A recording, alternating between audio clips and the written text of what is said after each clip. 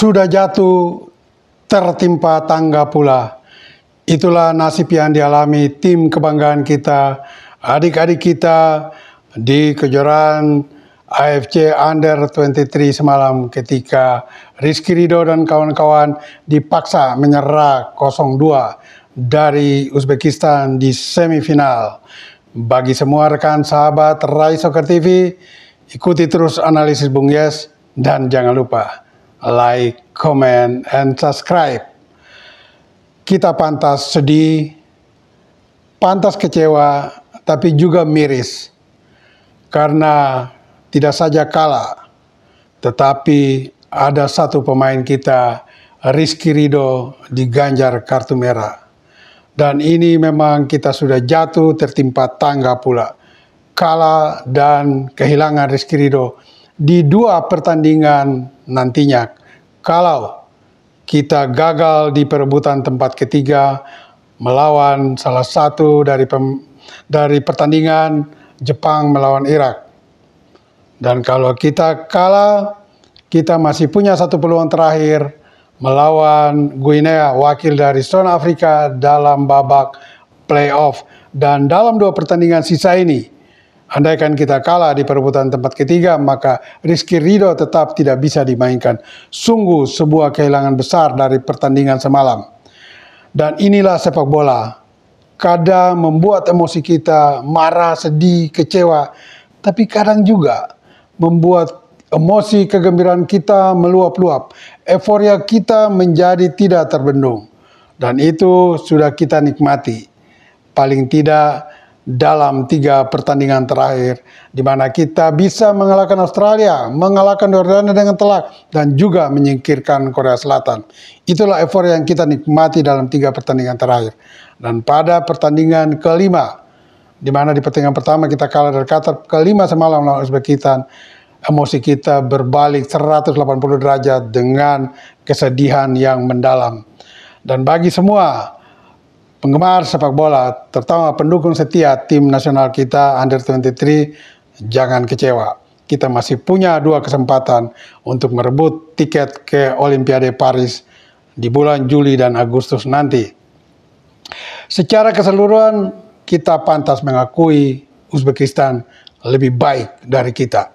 Dari statistik yang muncul semuanya, ball possession, shooting, bahkan passing, penguasaan passing, kebanyakan passing, Uzbekistan unggul. Nah, ini berbanding terbalik. Ketika kita mengungguli Korea, kita lebih unggul dalam statistik. Tetapi semalam Uzbekistan unggul telak dari kita. Dan pantas juga mereka memenangkan pertandingan yang 2-0, bahkan harusnya lebih dari 2-0, karena ada sekitar 2-3 peluang mereka di mana bola menghantam mister gawang dan tiang gawang.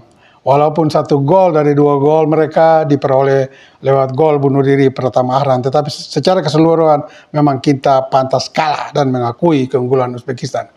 Sejak menit pertama kita lihat, adik-adik kita bermain tanpa passion, seperti yang mereka perlihatkan dalam 3 pertandingan sebelumnya, Australia, Jordania, dan Korea Selatan.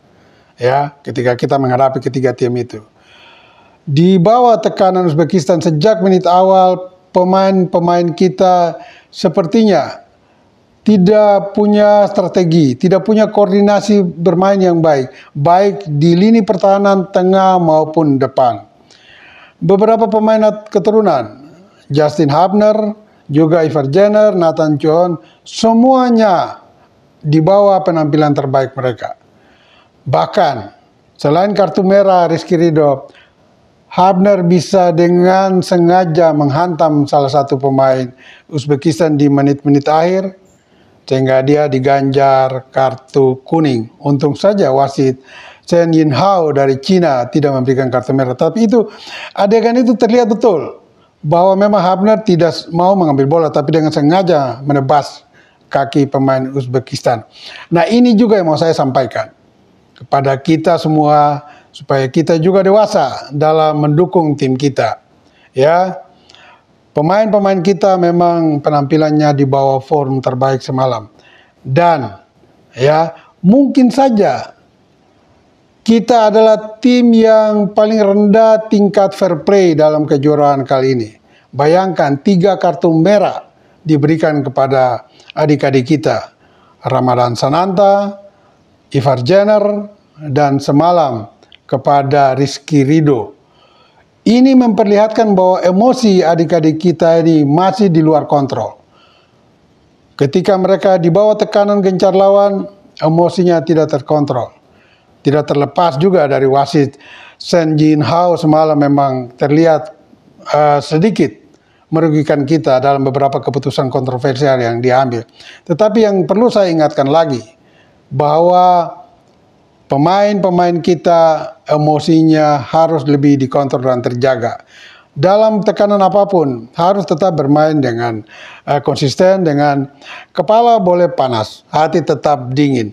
Dan kalau kita mau sedikit membahas tentang kartu merah Rizky Ridho, saya kira pantas sekali. Karena ada gerakan kedua ketika Rizky Ridho menghantam lutut pemain Uzbekistan, dia masih membuat satu gerakan menyusul dengan mengarahkan kaki kepada selangkangan pemain Uzbekistan. Dan gerakan kedua ini yang memang pantas diberikan kartu merah, karena terlihat betul ada gerakan kedua. Itu yang perlu diingatkan lagi, disadari oleh pemain-pemain kita, agar emosi mereka tetap terjaga. Andaikan lolos sampai ke Olimpiade nanti, dan kita semua berharap demikian. Bagaimana dengan jalannya permainan? Misalnya gol kita yang dicetak oleh Ferrari.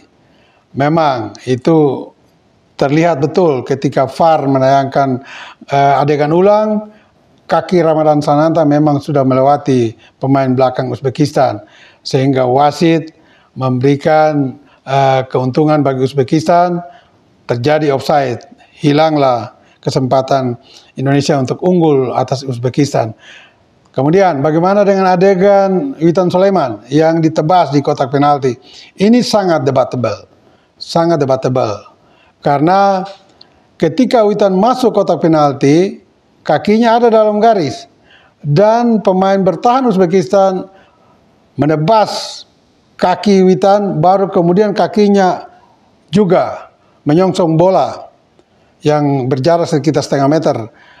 Jadi ada gerakan kedua. Gerakan pertama kakinya menebas Witan, gerakan kedua dia mendapat bola. Seharusnya kalau gerakan pertama menebas Witan itu terjadi pelanggaran. Kecuali gerakan pertama menyentuh bola, baru gerakan kedua menebas kaki Witan, berarti tidak jadi pelanggaran. Tetapi entah mengapa wasit asal Cina ini setelah melihat tayangan ulang dari VAR, dia justru memberikan keuntungan bagi Uzbekistan. Nah, kita lihat juga pada adegan tersebut, ya, wasit VAR tidak memberikan beberapa angle yang bisa dilihat oleh wasit lapangan dan juga seluruh pemirsa dan pemain.